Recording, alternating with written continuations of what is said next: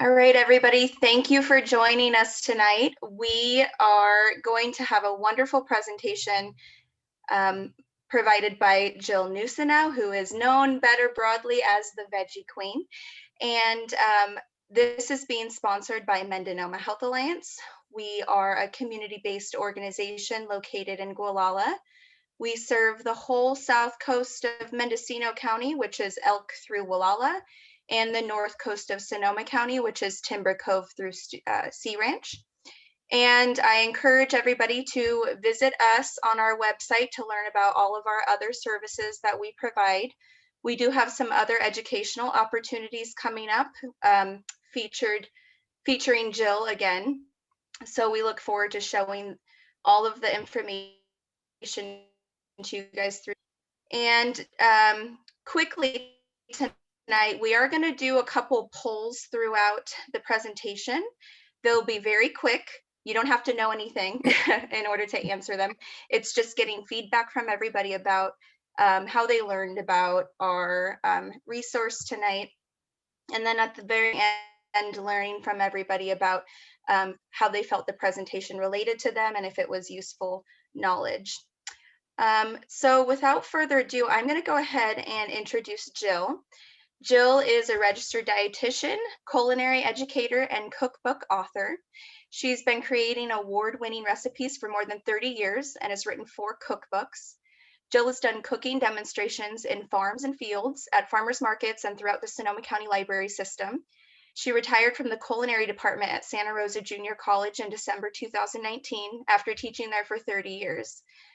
She's a plant-based Instapot expert and loves helping people, especially families, learn how to optimize their health through better cooking and eating. And you can find more information from and about Jill on thevegiequeen.com. I will make sure I share her website with everybody in the chat box, along with the resources that'll be reviewed today and the cooking recipes and lists that go along with it. So without further ado, I will go ahead and turn it over to you, Jill. Let me spotlight you.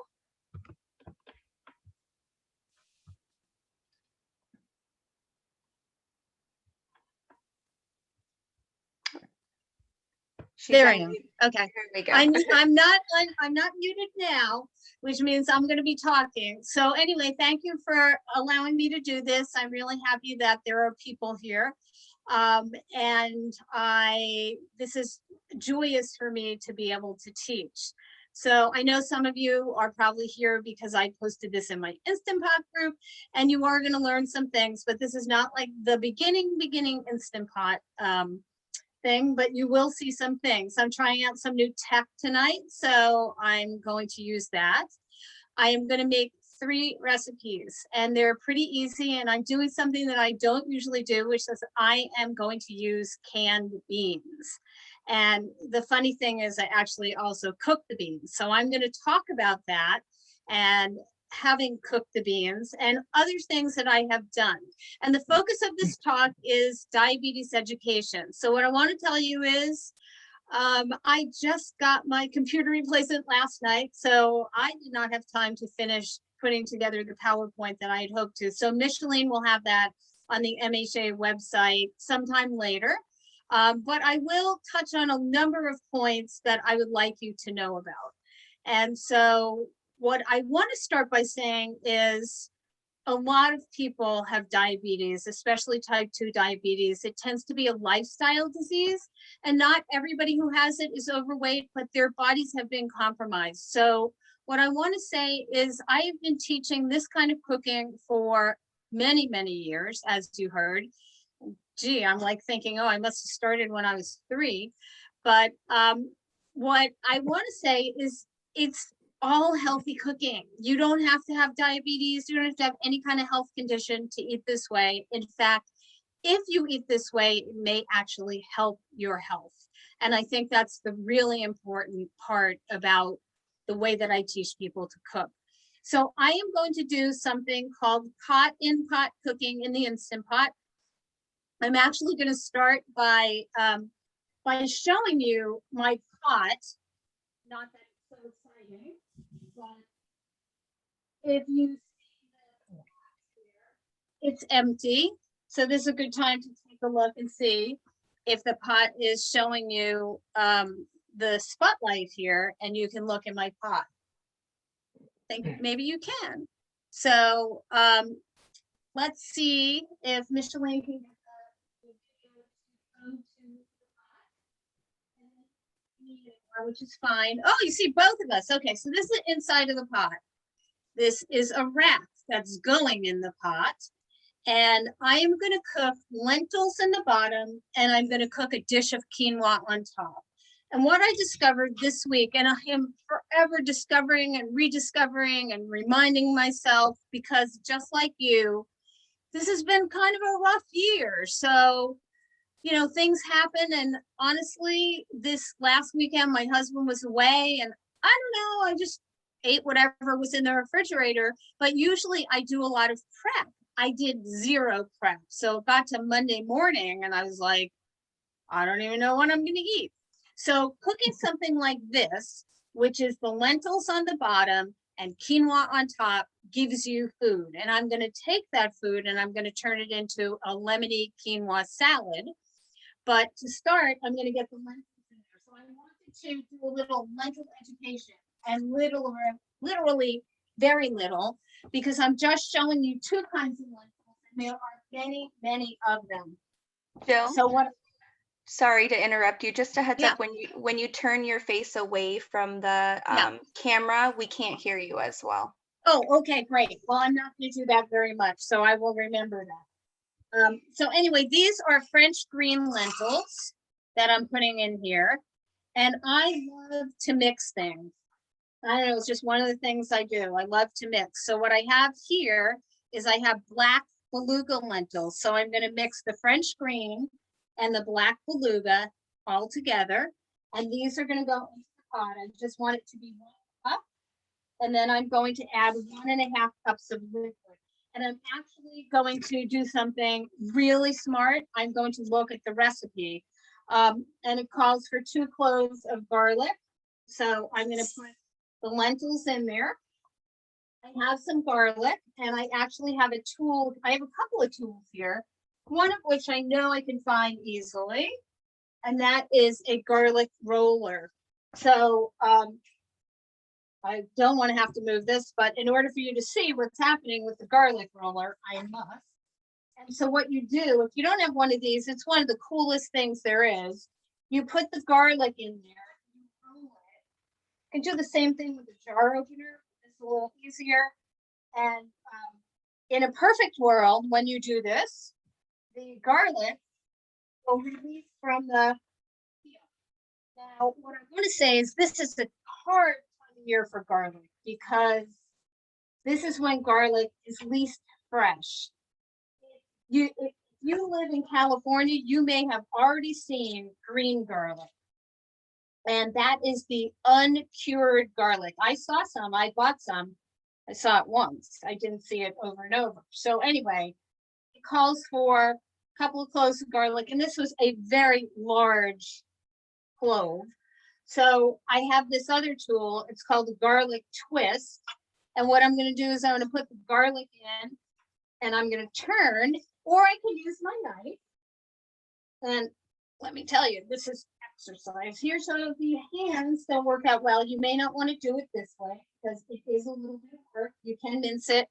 And what I'll tell you is you can buy it already minced, but I tend to think it is better when it's not like that. So anyway, this is going to go in with the lentils, and I'm going to use more garlic later. So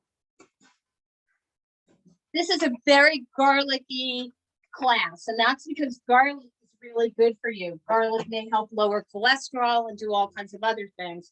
So I thought, you know, even though it's not the best time of year for garlic, it is a good time of year to consume garlic. So I've got that. I have, I believe, a bay leaf goes in here, and 1.5 cups of stock.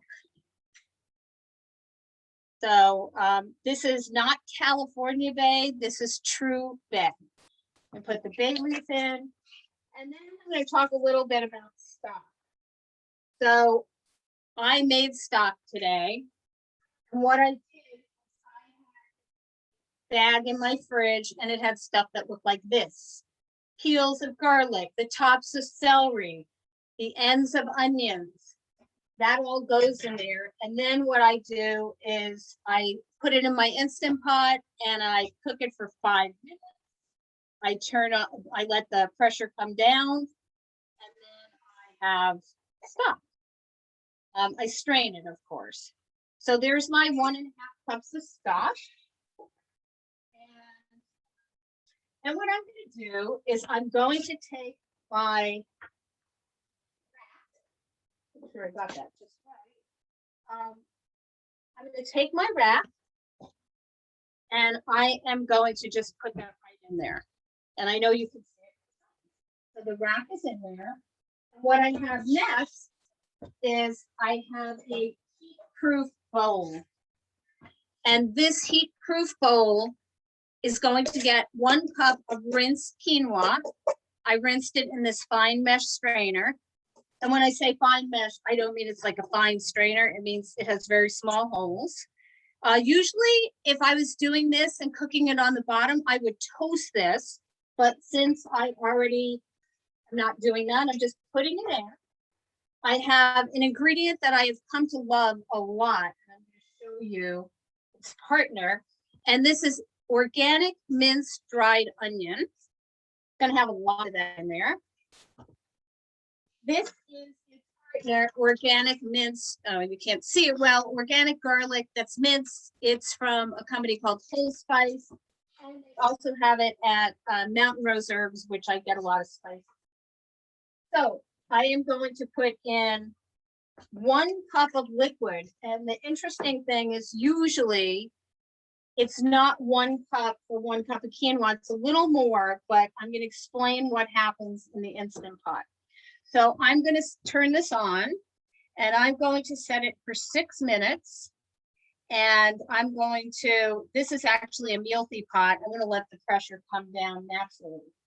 So all this is just going in on that rack. Okay, you can see that there, it's going in. Now I am going to put on my lid and you won't see anything anymore other than the top of my pot, which is fine. And then I'm going to move that over. So I am now going to forget about that, literally probably, until it reminds me. So that's how hard that is. And in about 20 to 25 minutes, I will have cooked lentils and I will have cooked quinoa. And that's that. And I'm going to use half of it to make the lemony lentil and quinoa salad.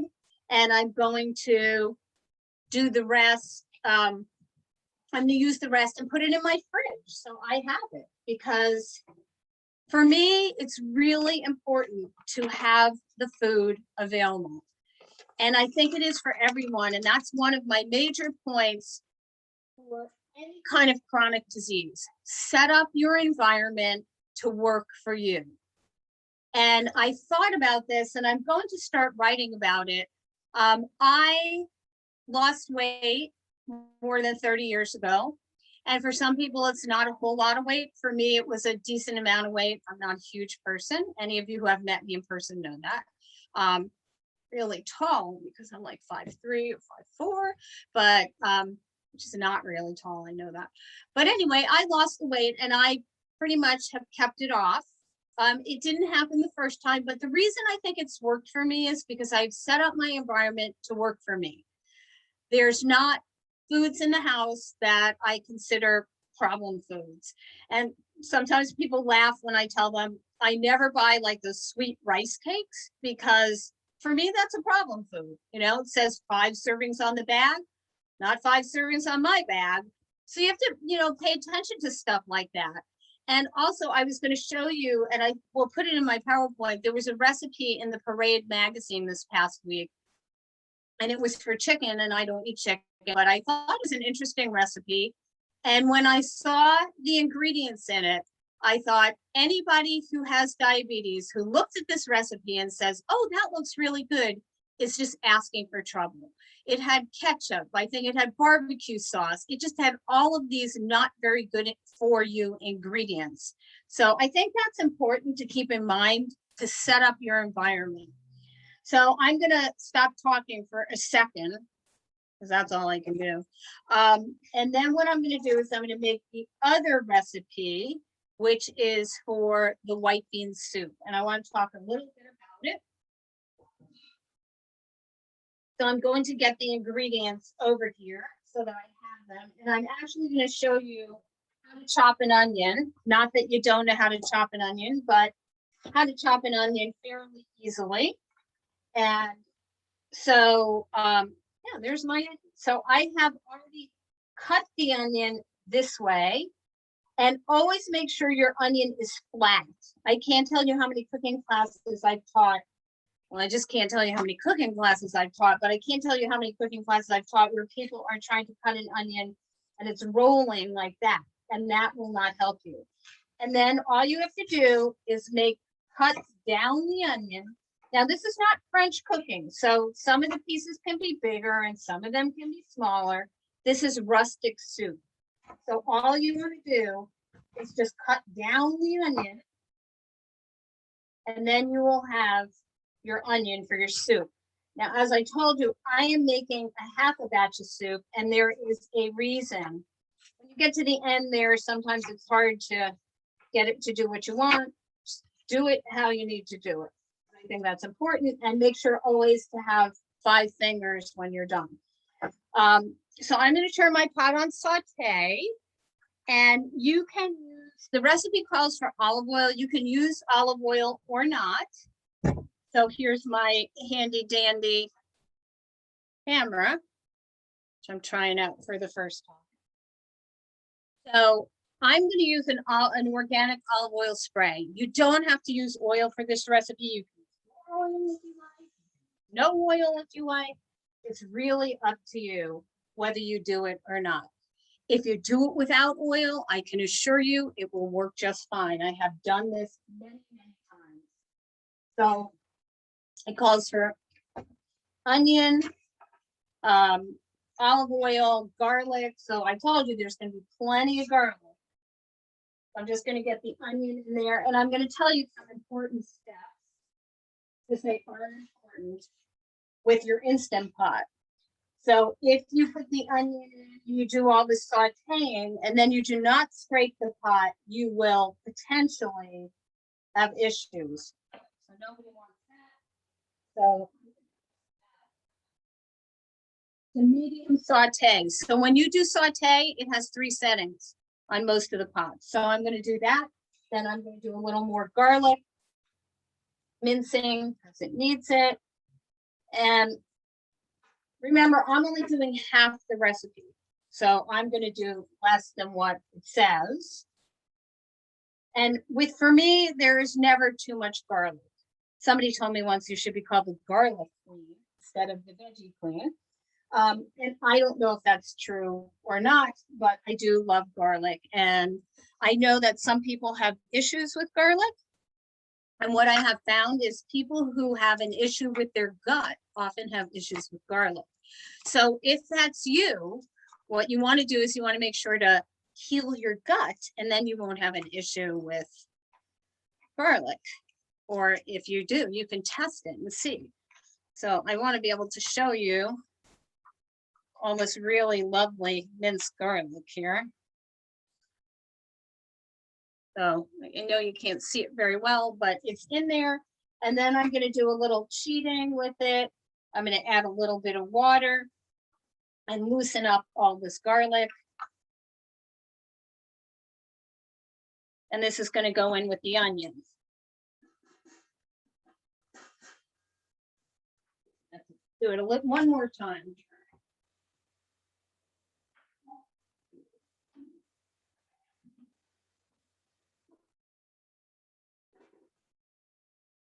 I'm just going to do that.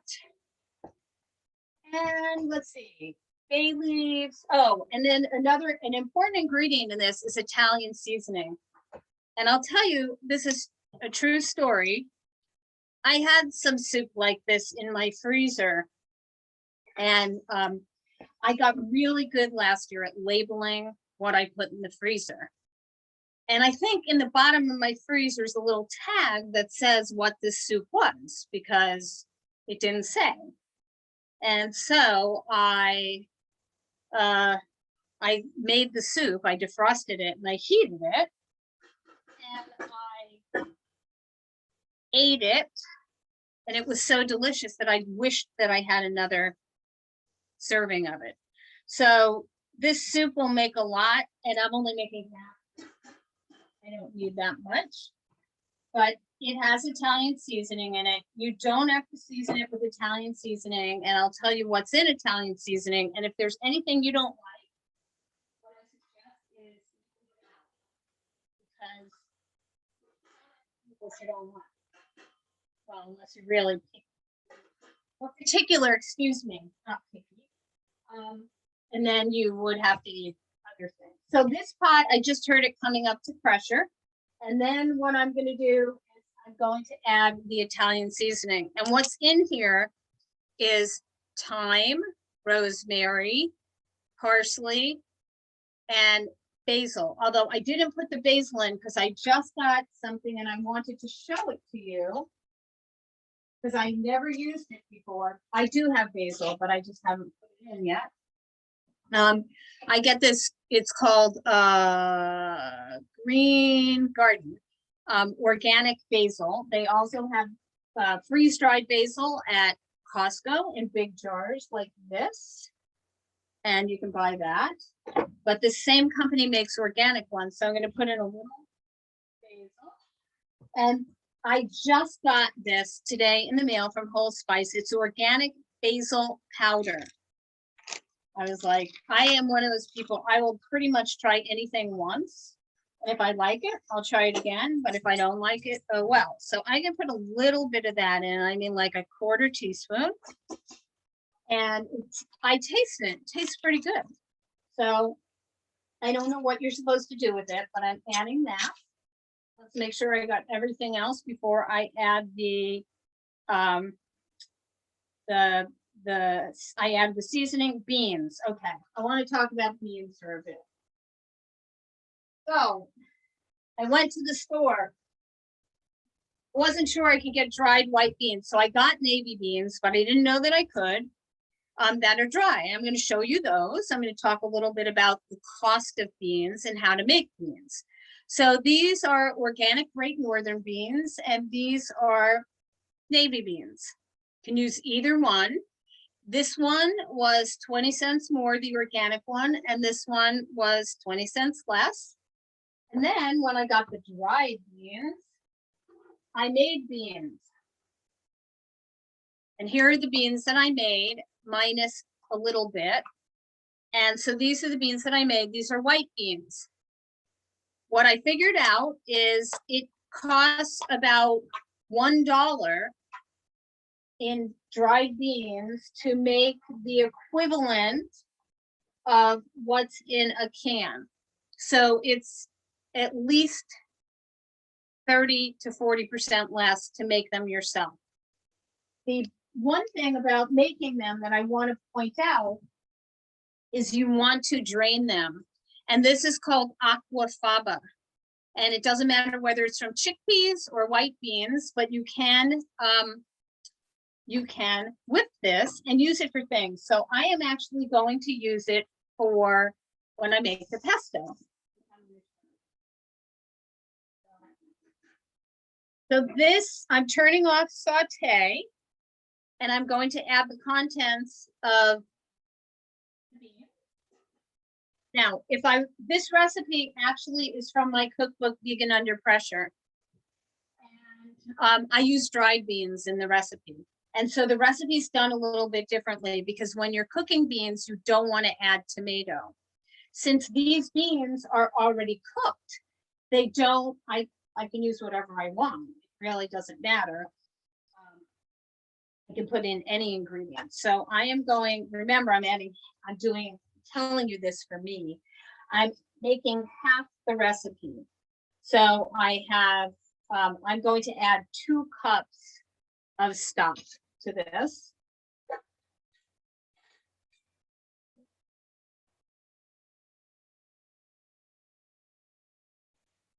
And the reason I'm doing this is because this is a 3-quart pot.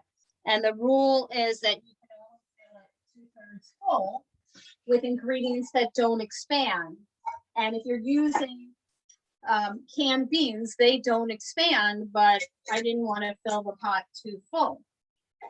So I need to add the tomatoes, cabbage, and tomato paste, I believe. It doesn't say that, but I really like tomato paste. So what I did, got a little cabbage, and I cut out the core, and then I cut it up.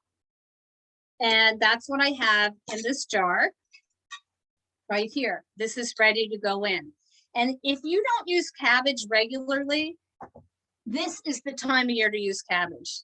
Cabbage is the best in the winter time.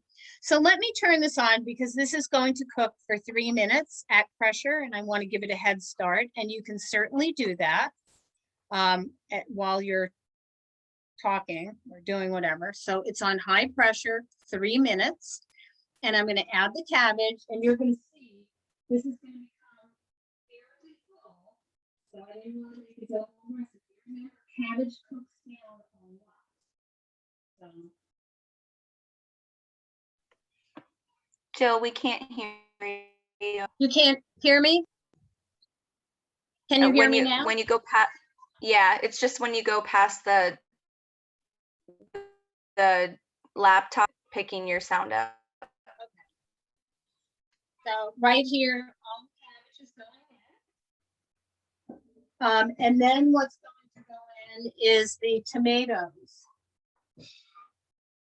Oh, I have to say, smells so good. It's kind of crazy. I have a can of organic diced, no salt tomatoes from Trader Joe's. They can be any kind at all. I didn't open them, but I'm going to right now. My can opener, sadly, oh, see, my phone has decided to do something else. I'd like you to be able to see this, so let me just try to. Oh, says I have low power. No, not my personal power. My phone. So anyway, so here's the tomatoes, and because I'm doing half the recipe, there's a couple tips I want to give you. One is I'm only going to put half the amount in, and you can add the juice. And so I'm going to put half of the tomatoes in. And what I will do with the remaining tomatoes is I will freeze them and label them. I'm not going to use them right away. That's really important. You don't want to be throwing things away. And then it doesn't say it in the recipe, but I really love to add some tomato paste. And so I'm going to add a little tomato paste to this. This was frozen. And what I do is when I have a can of tomato paste, I freeze it in things like this, and it's 2 tablespoons. So you can see this pot is rather full right now.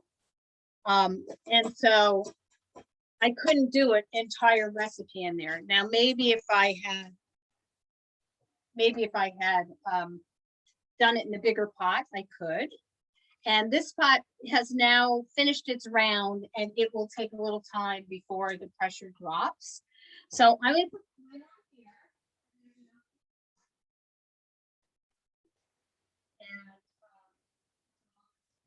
And somewhere.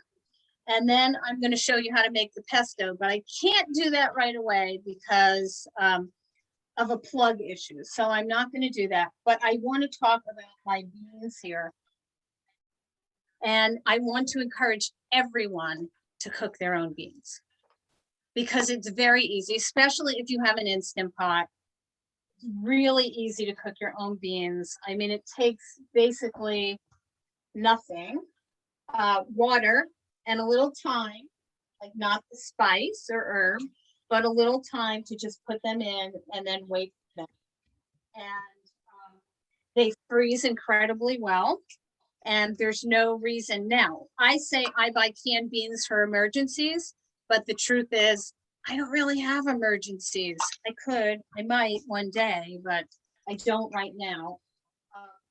So I'm going to take out from here, and these were well cooked. I don't know exactly why. They might have been very fresh. And So somebody today told me that they had cooked farro and it came out kind of mushy. And these are definitely well cooked. They will squish between your fingers, which is fine. But, you know, they might be a little mushier than I'd like. And so a lot of times people are like, oh, I'm like, okay, turn them into soup, turn them into burgers, turn them into dip, put them in your salad dressing. There's all kinds of things you can do with them. If you freeze them, I encourage you to freeze them in 1.5 cup amounts. And that's because that's what's usually in a can of beans. And so this is more than that. This is like 2.5 cups. When I cook them, I often cook them with a piece of kombu, which I usually have in my pocket, but I don't, which is a piece of seaweed. And usually I put in a small strip of that. And that works rather well to add minerals. And it also seems to make the beans a little more digestible for people. So the reason I love beans, last month was World Pulses Day. And of course I ate beans, but I don't know that I cooked them that day, probably. The reason that I recommend so many pulses, which are peas, beans, and lentils, is because they are a food that's eaten all around the world. They are a food that actually is very high in fiber, helps feed your gut to make it have healthy bacteria, helps lower cholesterol, and is really good for diabetes. So that is pretty much any kind of beans.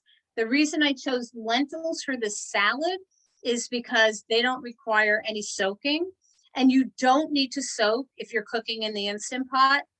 I am a soaker. I can clearly say that. I am a soaker.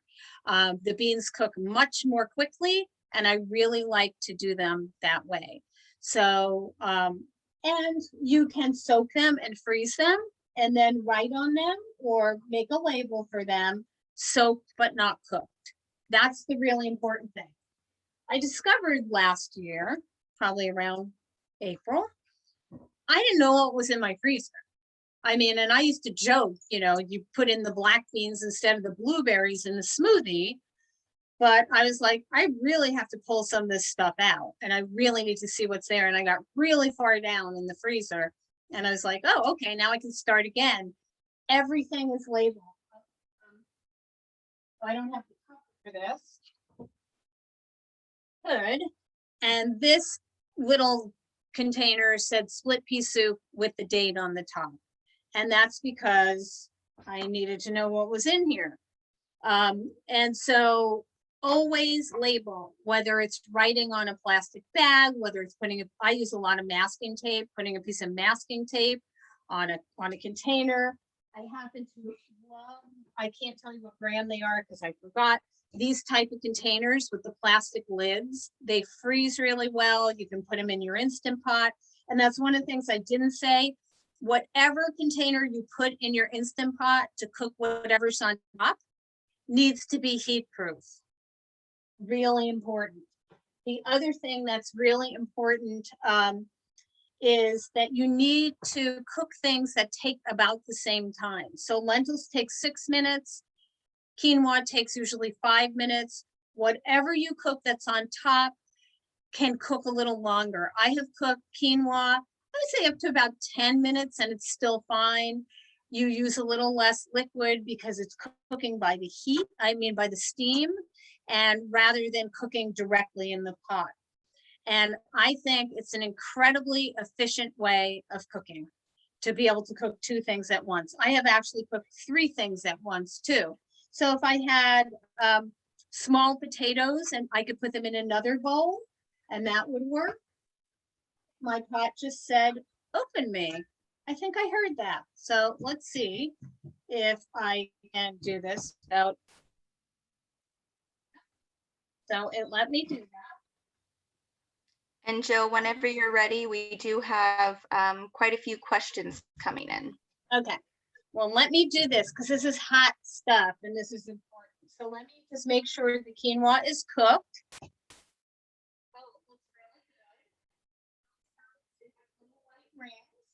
So here's, I'm going to show you, this is the part where you have to have faith. What I do is I lift out the quinoa like this. I have to say once I actually didn't do it quite correctly and I had polenta everywhere. And if you're going to spill something, do not spill polenta. I can tell you that much. And then down here, I have the French cream or black Beluga lentils. They have a different texture than regular So- lentils. Sorry, we can't hear you when you turn Okay. your head away from the camera. Okay. So anyway, these lentils. Uh-oh. I don't know where you went, but anyway, these lentils need like maybe another. They have a different texture than regular lentils. So what I'm going to do is I'm just going to put it on and let them stay here for a minute or two. And it's going to come back pressure and just, but I'm not putting it at pressure, and I'm going to let it sit there so they can become more cooked. And nobody would really notice but me that they need a little bit more time. So, well, actually, I'm going to put them on for one more minute because I think they really need it for whatever reason. All right. So questions? Yes, happy to answer. Perfect. Okay, so the first one is, what's the difference between Uh-oh. Did you hear me? No. Sorry, the first question is, what's the difference between true bay leaf and California bay leaf? Oh, one is culinary bay, which is the nobilis, Laurus nobilis, which is true bay, which is usually Greek or Mediterranean. California bay is a different tree. I don't recommend using the California bay, although I know many people do, but I don't recommend it. It's edible, but it's not going to give you the best flavor. And truly, I love bay. I didn't used to use it a lot. When I taught at Santa Rosa Junior College, we had a tree outside that started as a stem this thick. And by the time I left, it was a 20-foot tall tree with so much bay on it that if every one of us picked a branch, it still wouldn't get all used. So use some other form of bay. And what I want to tell you is I did not buy this jar, just to let you know. And any of my spices, you can hardly trust me because any of my spices or beans this is truly what it is. But generally, you're going to see a jar, and like here, these are the French green lentils. It says whole almonds, okay? And usually I just got them yesterday, so I didn't write on them yet. It will say French green lentils.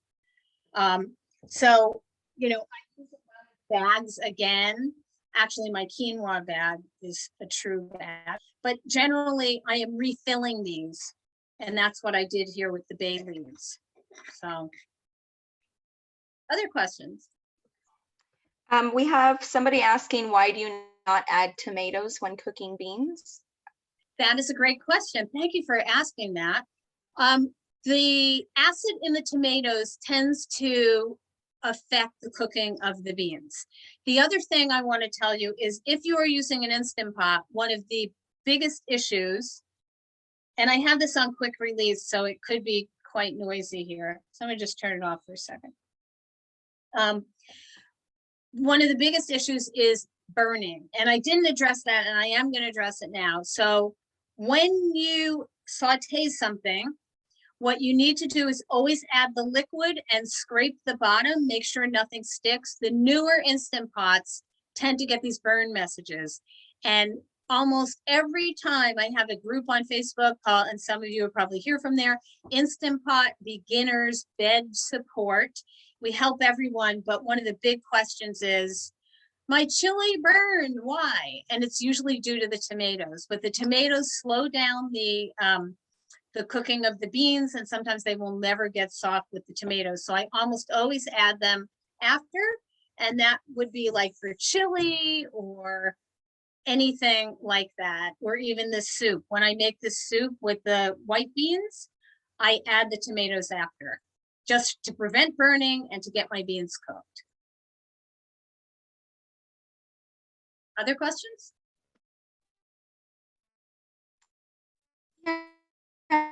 Yeah. What's the size of your pot? This one right here is a 3-quart, and this other one is a 6-quart. I don't have an 8-quart of the meal thief or the Instant Pot, and they come in 10 quarts. I've never even seen one in person, and I definitely don't need one of those. And people often ask, you know, which is better? I like to have both, because I can make bigger batches of soup in my 6-quart.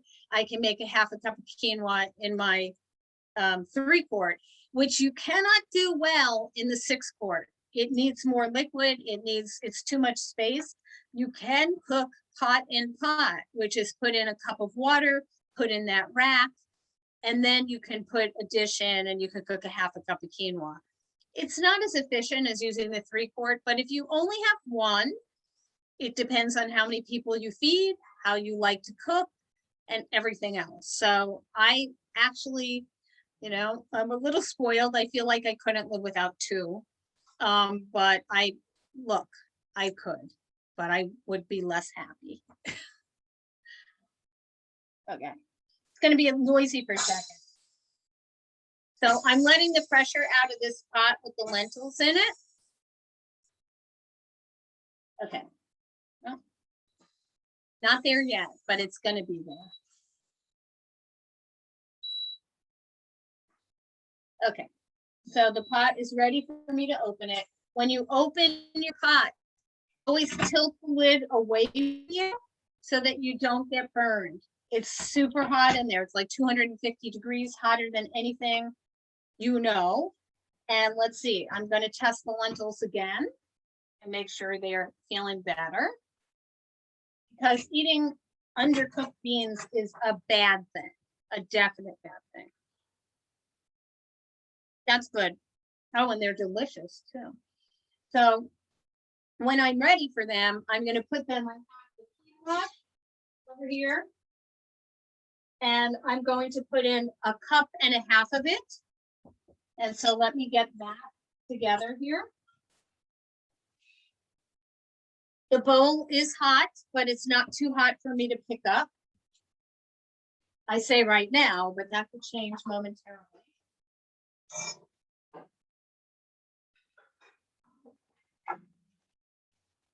And that is why it's good to have pot holders, because it really does help. So 1 cup of quinoa usually makes about 3 cups, which is a lot. This might have made about 2.5 cups, but then, as I said, I will have some left over, and I can use this quinoa. If I'm going to use it in the next few days, I'll just put it in the fridge. If I'm not going to, I will put it in the freezer. And I think that's really good to know, because keep it around. My goal in cooking is to cook once and eat multiple times, because I think it's efficient. I often say it's because I'm lazy. What's the difference between lazy and efficient? I don't know. So here is my celery that's going into the lemony lentil and quinoa salad. I want to show you something that I'm going to do. I'm going to use a microplane grater, and I'm going to zest the lemon. I'll show you the back of the grater. Only do this with unwaxed, unsprayed lemons. And it's interesting to note that lemons, limes, and oranges have anti-cancer properties, and actually have been found during COVID to be really beneficial for keeping you healthy, which is absolutely no surprise. So here's what it looks like. It's all on the back. So I'm going to give it a good tap, and that's going to go in. Best to zest before you juice. And this was half a lemon, so I didn't have that option, but I'm going to use a whole lemon. I do love my lemon squeezer. So I'm going to squeeze some lemon juice in there.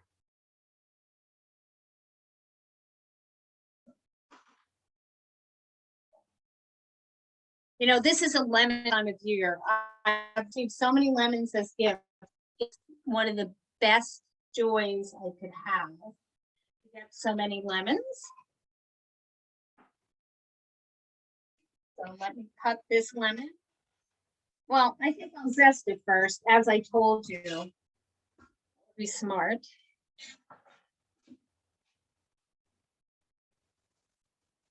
And lemon zest adds 0 calories and a ton of flavor. So it's one of the things that I love to do, is to really zest the fruit. Do not zest grapefruits. They taste awful. Now, I did get something. That's the soup saying, hey, I'm done.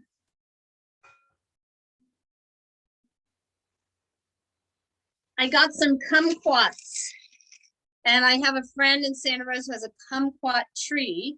I don't know anyone here where I live who has one. These, you can eat the entire fruit, and they are delicious. And you don't have to zest them. You can just cut them up and you can put them in your food. So I am going to squeeze this lemon and put the juice in there in with the quinoa. Some people like to take these lemon pieces and put them in their stock. I do not. I don't think it makes it any better. And I'm not looking for lemony stock. So, Jill, people are wondering what you put in your stock. I showed you what I put in my stock. I put ends and pieces of carrots, celery, garlic, onion, things like that. I'll tell you, the more important thing is what I don't put in my stock. And I don't put in cruciferous vegetables generally. That's broccoli, cauliflower, kale, anything like that, because it tends to make stock stinky. I don't put in pieces of beet because it tends to make the stock look bad. I don't put in slimy things, or things that can get slimy, like peppers and eggplant or okra. None of that goes in my stock. So it's a lot of alliums, onions, garlic, leeks, shallots, green onions, those kind of things, and nothing that's bad, but things that maybe, have another day or two of life. You can put those in, and I'll show you again. This is what I collected from today. So I have the peel of an onion that actually has onion in it. I have some just onion peel, the ends of garlic. My husband takes in his lunch every day celery and carrots, so I always have those ends. Here's an end of onion that goes in, and I save these things. And if I'm not going to use them in the time, in a reasonable time, what I do is, I guess you can turn that one off because I don't think it's gonna, I think it's done. I think it's not going to show us anything other than it's not happy. So I always have pieces of onion and garlic that I can put in there. So I actually am going to put more quinoa than lentils. And so I have lentils and quinoa in here. I have celery in here. And then I'm going to see the other things. Parsley goes in here. Likely garlic, because I told you I'm like on a garlic thing. So celery, parsley, spinach, no garlic. Wow. Okay, so I put the celery in.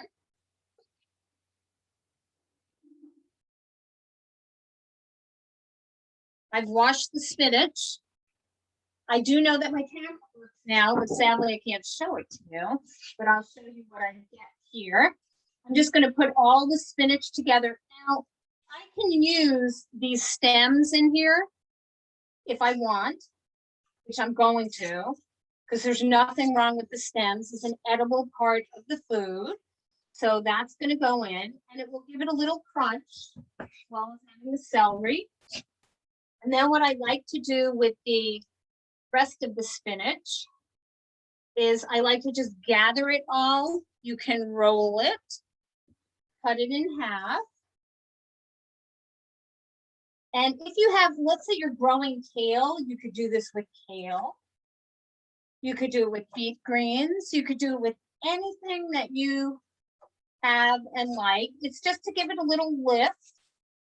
And the goal is to lighten up the food to where you're satisfied with how it tastes, but it's not so heavy. So vegetables are your friend when it comes to healthy eating, diabetes or not. They just did a study at Harvard and said eating 2 fruits, and I didn't get to look at the study, I just read about it yesterday. 2 fruits and 3 vegetables a day will help with your mortality.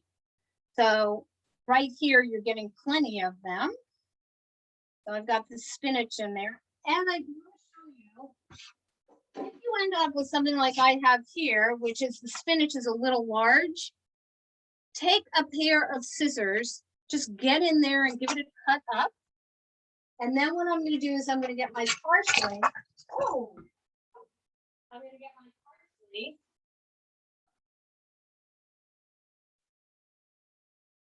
And I'm going to put it in the cup. And I'm just going to get my scissors and I'm going to give it a really good cut. And I'm going to do more because I want to, this is almost like a tabbouleh salad, but it has garlic. So you want garlic in here? You can add it. Do not be afraid of the stems of your herbs, your soft herbs like cilantro and parsley. They are edible. Okay. So here is the salad with the lemon. You could add olive oil to this if you like. You can add salt and pepper. It'll make it taste really, really good. And you can see that it's very vegetable-y, probably very lemony. So I'm just going to get a fork and I'm going to give it a little taste. See if it's worth eating. Mm-hmm. Yes.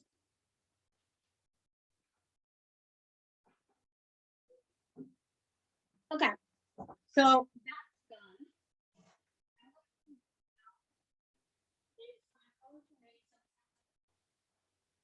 Sadly, I can't show you because that camera's not working, but I may be able to turn this on so that you can see. Because I'd like you to see how I do this rather than me just tell you about it.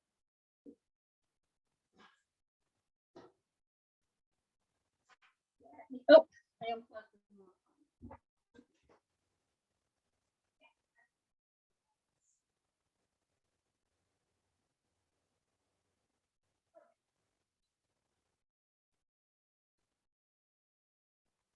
So let me see what's happening here. Let's see if I can do this.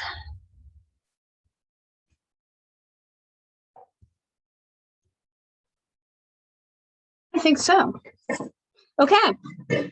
So what I'm going to put in here, this is not going to be traditional pesto, I can tell you that. I'm going to put in a couple of cloves of garlic. You can use as many as you like. And the key to this is to get them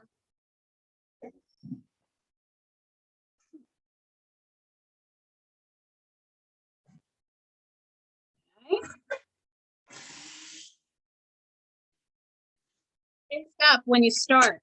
So I'm going to start with that. And then the recipe calls for nuts. You can use walnuts, you can use pine nuts, you can use any nuts you want, but I'm going to use hemp seeds today. So I'm going to put in, because they're a great source of omega-3 fatty acids. Omega-3 fatty acids are good for everything in your body and definitely recommended if you have diabetes. So I'm putting those in, and then my greens. Let me talk about the greens a little bit. I'm going to put in the spinach that I have left over because it's there. I'm going to put in some parsley. You can put in arugula, which I love because it's a good winter pesto. That's what I'm making. And I'm going to put in some arugula, but I'm going to use a lot of parsley in here.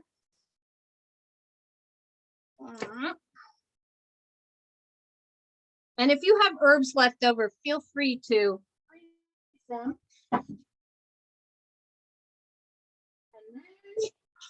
I have, oh, I didn't show you. So that was flat leaf parsley, and this is curly parsley. So they are different, but they do the same thing. You can use either one. Remember, stems can go in. I'm going to put some arugula in here, and then I'm going to show you the special ingredients that you may or may not have. And the key to this is you don't use what you don't have. That's one of my rules. Don't use what you don't have. And it's a silly rule, but it makes sense. Okay, so I put in arugula.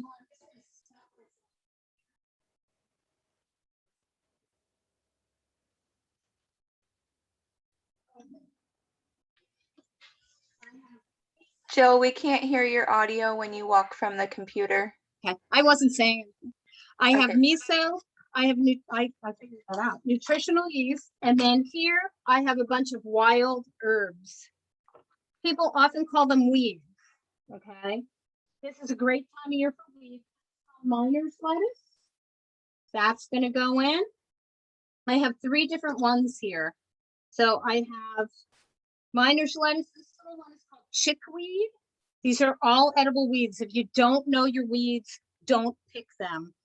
And the last one that I'm going to show you, you may have seen in your garden. It's called Cleavers, and it's very sticky, but the stem is kind of tough. So you take these little leaves off the stem. I don't usually blend in the stem because it's just too tough. And it's actually kind of a pain to use, but it's high in nutrients. So the miner's lettuce actually is really easy to pick. So that's going to go in there. And then I'm going to put in some lemon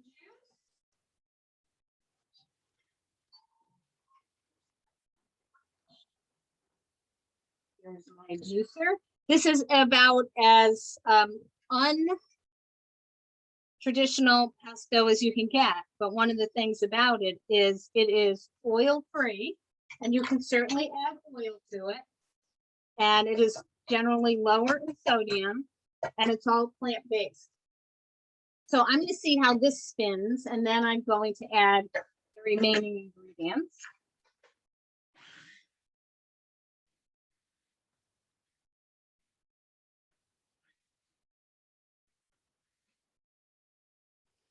Spinning rather well. Just get my spatula.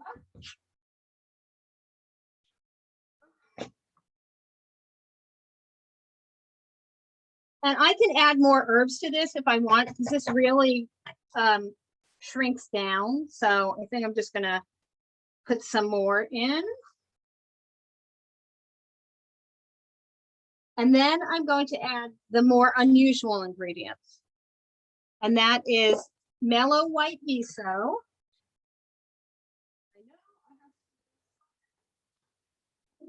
I know.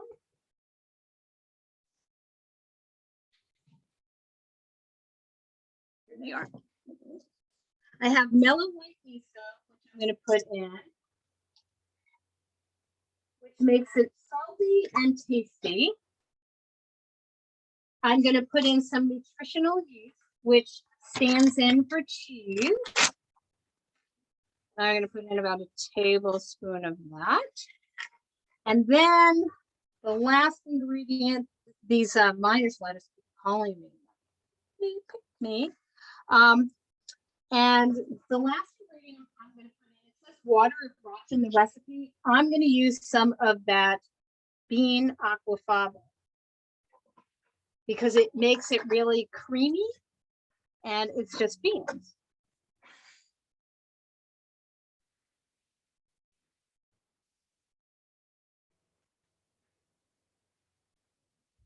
Now in the summertime, this is made with basil, and I usually do add a little bit of parsley to it because basil can be pretty strong, but this is a great way to use your herbs and really get them. So, see, I'm gonna taste it.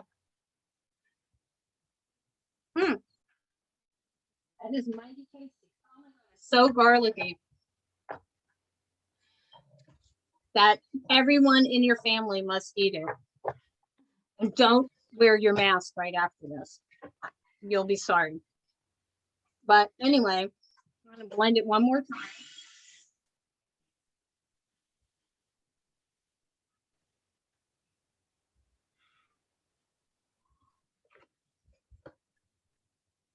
So this makes about a 3/4 of a cup of pesto. And I made pesto yesterday just in case this didn't work out well, because you never know what's going to happen. So I made some yesterday and it's quite tasty too. And I think it tastes better almost the second day. So I'm going to show that to you. And then I'm going to take a look at the soup. So here's the pesto I made yesterday. And it probably doesn't look that great, but I'm going to put it on a little spoon and you'll take a look at it. And this goes on top of the soup. If you had fresh basil, you could put that on top of the soup. You could put parsley on top of the soup. This actually is a little greener than that one because I used a whole lot of arugula.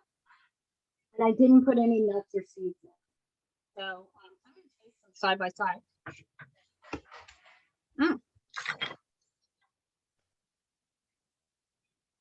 This one today tastes much more garlicky. But maybe it's just because I just blended it. Oh. And Jill, Yeah. What's the difference in the misos that you used? Oh, that's a good question. So this is a mellow white miso, and I use all different kinds of miso. This is one of the milder ones. There's also a sweet white miso. One of my favorite companies is South River Miso, and they make many different kinds of miso. But miso is a fermented product, soy product often. They make a garbanzo miso, which is really tasty. And so there, you can use any kind of miso. I pulled out my other one. So this one is kind of light colored. I pulled out my other one, which I've had for a long time, which is no longer light colored, but it can still be used. It doesn't go bad. It may not have as much. I just listened to a webinar on, interesting. I listened to a webinar about probiotics, prebiotics, and they were like, you can't say that these foods are probiotics. You can say they contain live cultures. So I was like, oh, I'm going to have to rethink what I say about food. They definitely are good for you, but whether or not they have the kind of ability to really, I don't know exactly what I want to say, the ability to stimulate your gut as much as probiotics. Now, the people that put it on are the scientists for probiotics who want them labeled as such. So anyway, I want to show you the soup. I'm going to put it in a bowl. And it gets a dollop of pesto. And I'm looking at this soup and I'm thinking, I probably could have put in more beans, is like my first reaction, is more beans. So I think what I'm going to do, because I have these beans here, is I'm going to give this soup another half a cup of beans. When I do it from dry, it's much easier for me to figure that out. But right now, I'm like, this soup needs more beans. Now, I did not take the bay leaf out. Do not give that to anyone. It can be dangerous. So I'm actually going to add another half a cup of beans to the soup. And that would mean I'd have to open a can. And I do want to tell you a very interesting thing. We think, oh yeah, it came in a can. Do you know you can freeze almost anything that came in a can? I told you could freeze the tomatoes. I freeze coconut milk. I freeze tomatoes. I freeze all kinds of things that came in a can. They're already canned. They're already cooked. So you can do that. So let me get the bowl. So this soup is highly nutritious. If you wanted to make it into a stew, you could either cook it down, or you could add more beans, or you could use less liquid. Remember, cabbage is a workhorse in the kitchen. It is a cruciferous vegetable. It is so amazingly good for you that you want to eat it often. And the winter is when it tastes best. So this is going to get a dollop of the pesto.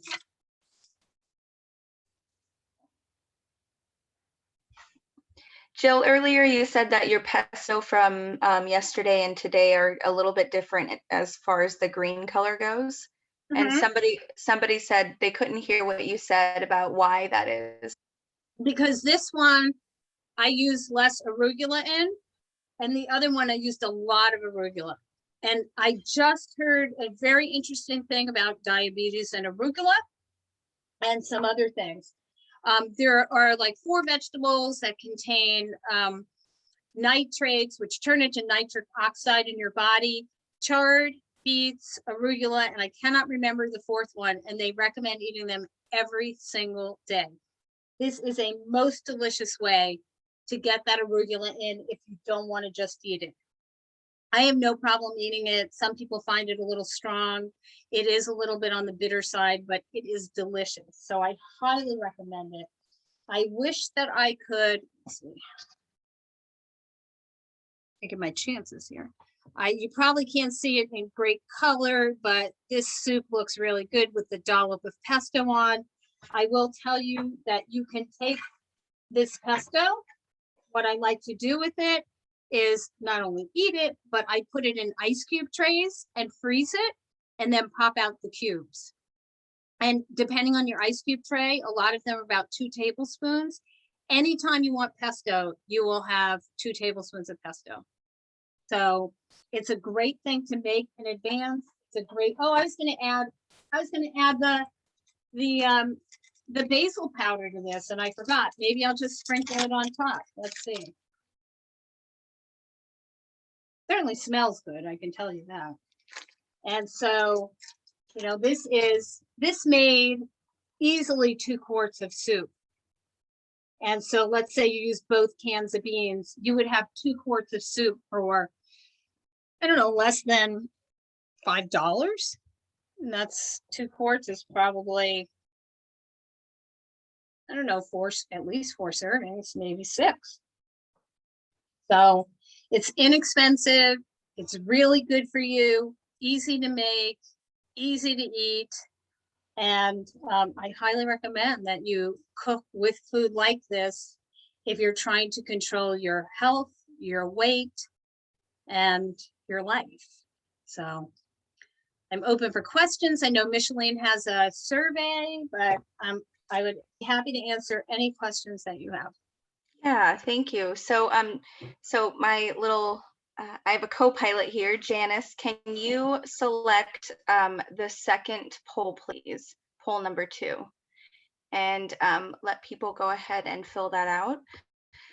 These questions will ask you just about how you heard about today's webinar, and then a few other ones. And then as you go through that, we'll keep that poll open for just a minute or 2. Janice, once you see the number of participants who have responded, once it gets close to the 22, go ahead and let me know. And as that goes on, there are a couple more questions. When you were making the pesto, somebody asked why the yeast? Oh, the nutritional yeast, well, first of all, it has B vitamins, and most people need them. Some of them are not fortified with B vitamins. It tastes cheesy. If you eat cheese, you could easily put some Parmesan cheese in there. I don't eat cheese, so I use the nutritional yeast. A lot of people who are plant-based use this stuff. Sometimes they refer to it as nooch all the time. I do not. I use it very much like a seasoning and only use it in certain dishes. And it also gives it a little body that it doesn't necessarily have because it doesn't have all that oil in there. Perfect. And then we have a question about if you were to cook your soup down, would you cook it in an Instapot or the stove?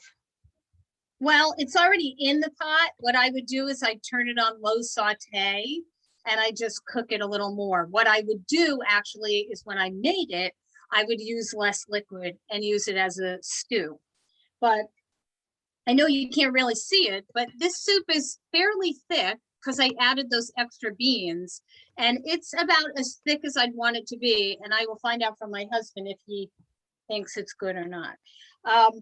So I don't think I'd want it thicker than that. And, you know, with certain bean soups, they do tend to get thicker as they sit.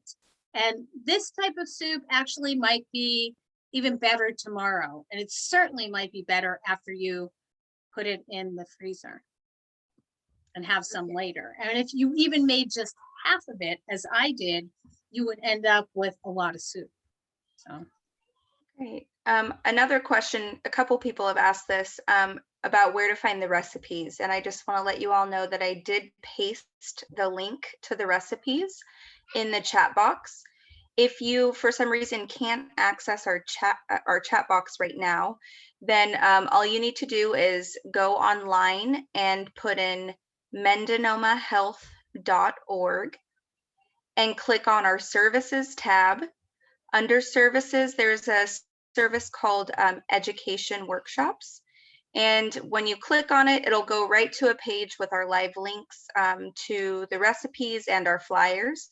You just have to scroll down below the picture of today's flyer, and you'll see all the wonderful recipes there. Janice, if you could go ahead and click on poll number 1, that would be awesome. And this will be the last poll we take today, guys. And it's just a quick question about a few questions about if you learned anything today and if the webinar was relevant to you. And then while that's happening, I'm going to share my screen with everybody for just a second to show you about our next webinar coming up, also featuring Jill. And let me go ahead and share that right now. Should be able to see my screen. Next month, our first Wednesday of the month, April 7th, we're going to have another cooking session, and Jill will go through and do some nutrition education as she's cooking. And the topic of that will be focused on hypertension. And I think what you guys will find out is that cooking for hypertension, diabetes, high cholesterol is pretty similar as long as you're avoiding salts and sugars. In any facet, it really does overall help your health. So you can find information on this April 7th webinar on our website as well, right under the recipes from today. I'll stop sharing. And any other questions tonight? Somebody says, I have hypertension. Thank you for doing this. And then just a heads up for anybody who joined today, I'll connect with Jill and maybe we can do a Bluetooth speaker or Bluetooth headset for you, Jill. Yeah. So that way it can fix the audio. I don't want to deter anyone from coming back because this is really great information, and we will make sure we get on that audio. So, you know, I did have some Bluetooth speakers and I returned them, but I think it's time to get them again. I'm really working on my tech because this Zoom thing sometimes can be a little bit challenging. And I think it's really interesting because I have my Ethernet cord plugged right into my router, but I still seem to be getting a little lag. So I guess I'm going to have to talk to the person in charge of the internet here to get that straight. But I would be happy to have the sound better for sure. And one other question somebody's asking is, what about the programmable Instapot? Oh, the new one? Is that what they're talking about? The EVO? I'm not sure. This is Neil Silverman asking, do you want to unmute yourself, Neil, and ask the question? Yeah, so I just ordered a 3-quart Instapot, but there was a choice of 7, 9, 10, and the 10, the full-fledged thing had a programmable one. I'm just wondering how important that is or how well it works. I don't know anything about the ability to program it. What I want to say is most of the programs that are on here don't get used by me. I use saute, I use pressure, I use steam, and I use yogurt. I don't use any of the other buttons. So I don't know what is the programmable. I don't know if you're just calling that because you can push the bean button. With my Multi Pot, I can actually choose whether I want it to do a quick release, a natural release, or something in between. So I don't know about that for the 3-quart Instant Pot. I have like the original Duo 7-in-1, which does everything I needed to do and probably more than I needed to do. And I don't do a lot of those things. So I can take a look and see and let you know, but I don't know about, and the only programmable, potentially programmable, are the Ultra model and the new one, which is the EVO, which is not this little Instant Pot. Cool, thanks. You're welcome.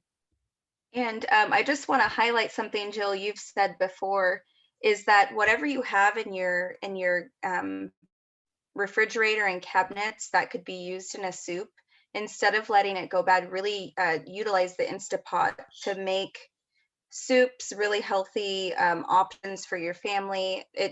If you're somebody who's cooking on a budget, Instapots are really great because you can cook a lot of rice, beans, quinoa, farro, all that kind of stuff in a larger amount. It's really inexpensive, and you can add those vegetables to it and make a wonderful soup.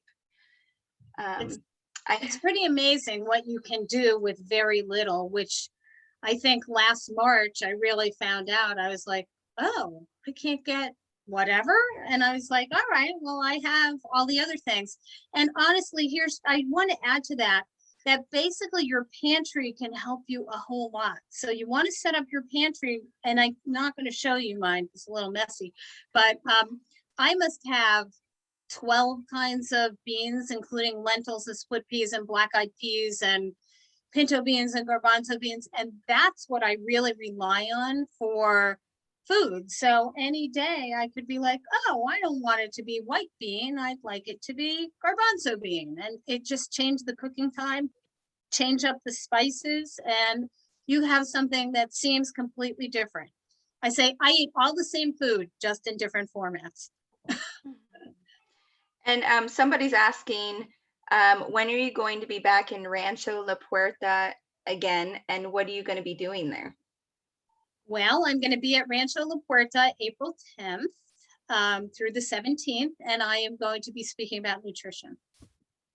Perfect. So I'm going to be lying in the sun is what I'm hoping to do, but that's what I'm going to do. All right, couple more questions. Okay. Everyone deserves a vacation, by the way. Thank you. It's a working vacation, but I can do it. The 6-quart from Costco doesn't have a steam feature. Is that an issue?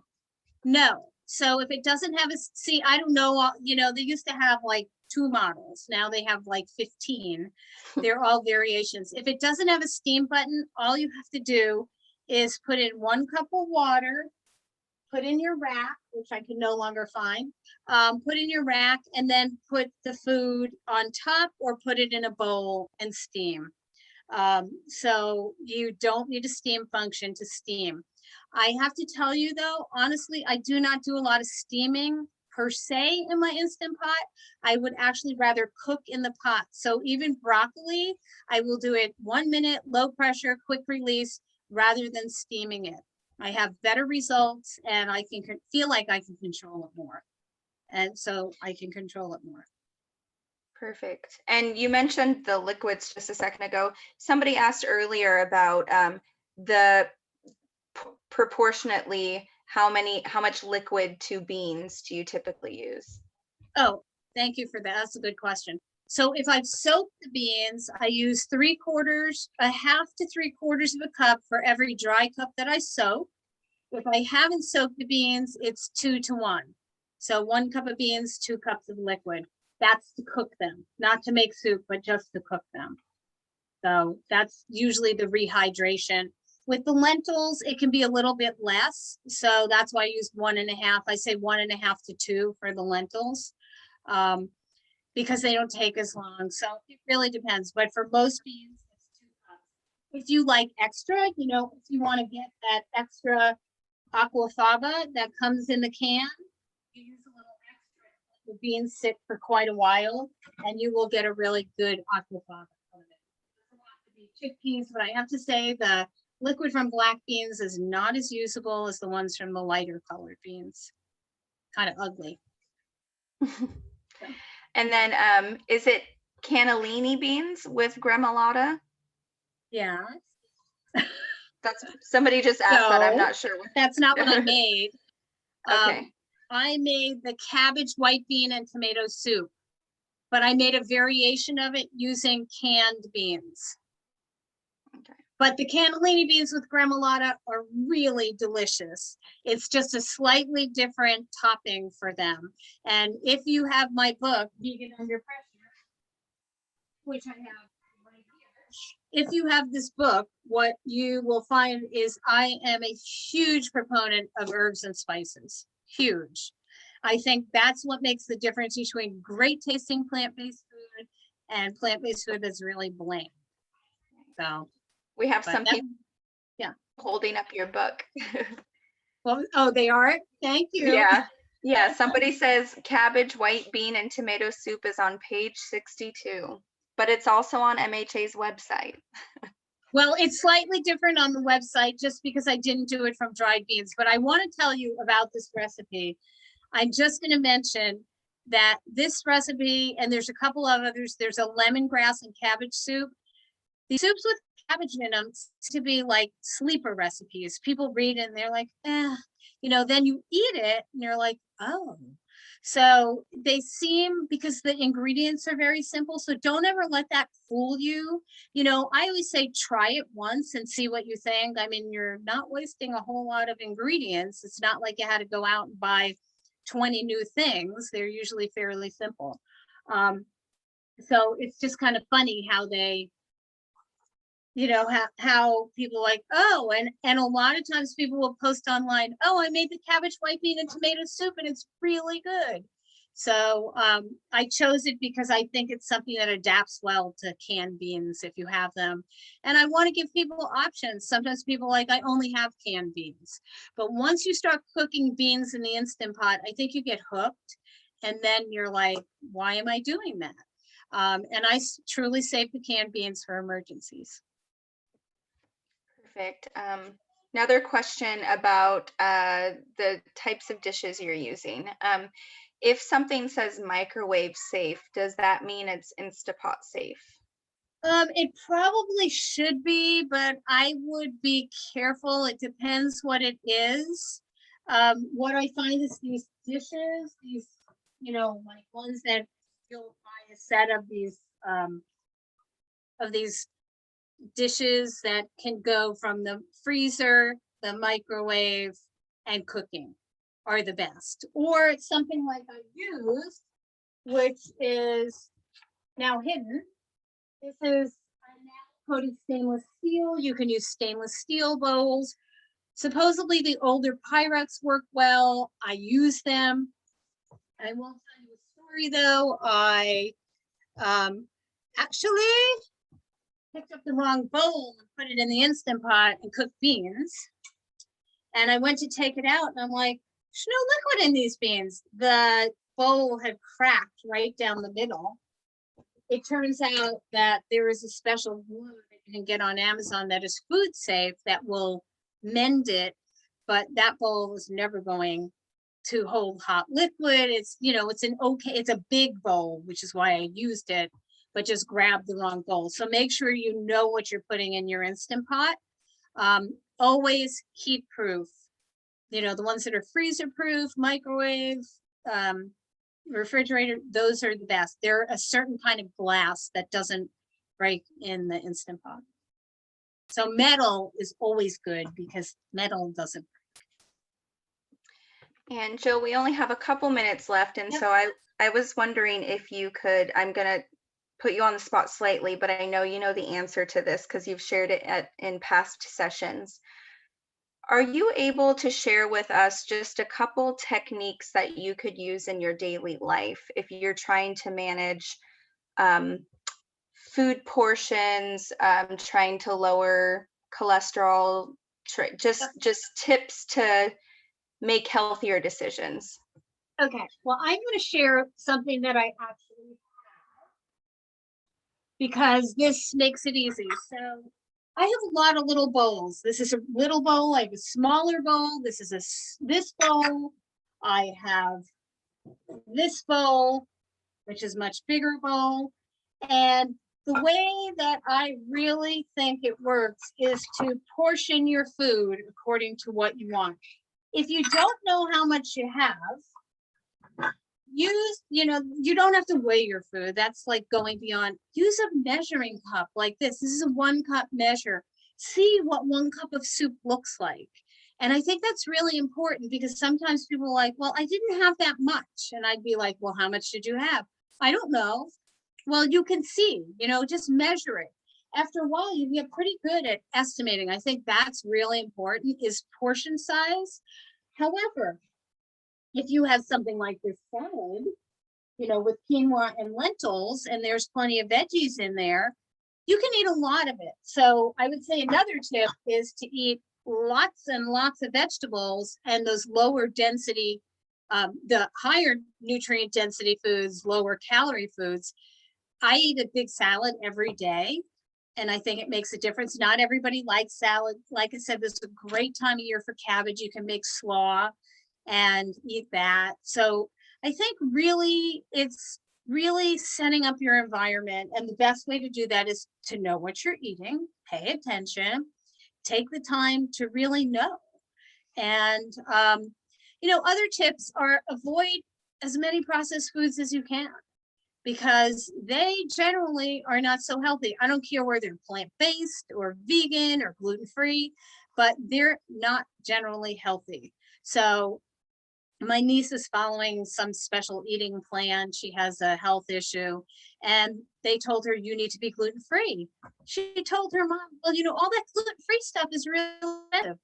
Like, what is she buying gluten-free? Well, the cookies, the crackers, the, mixes, I'm like, she doesn't need any of those things. So the other tip would be eat as many whole foods as you can, because that will really make a difference. And, even something like steel cut oats is a pretty whole food, and you can make that easily in your Instant Pot and eat it every morning. You can freeze it. And then I think going along with that is freeze what you can. You don't have to cook every day, but make it easy for yourself. I mean, that's like number 1 rule. Make it easy for yourself to eat the way you really want to eat. Set yourself up for success. That's great. Thank you so much, Jill. You're welcome. I don't see any more questions Perfect. coming in the chat, so I'm going to go ahead and end the meeting for everybody. But again, I'm going to paste one more time the link to our website where you can find more information about our session on April 7th at 5:30. Another cooking session like this, and it'll deal with hypertension and healthy eating habits. So we have comments coming in saying thank you so much. Thank you so much, Micheline. I appreciate it. No problem. We're happy to do this. And please, everybody, feel free to look up Mendonoma Health Alliance. We have a lot of really great health-related resources and programs, and we work with your healthcare agencies to coordinate your care if you're looking for someone to help navigate care. Maybe you're lost in how you step of your healthcare if you're trying to manage some of your conditions, and we can help you with that. So feel free to reach out. We are here to be of service to all of you, and everybody have a wonderful evening. Thank you. Thank you.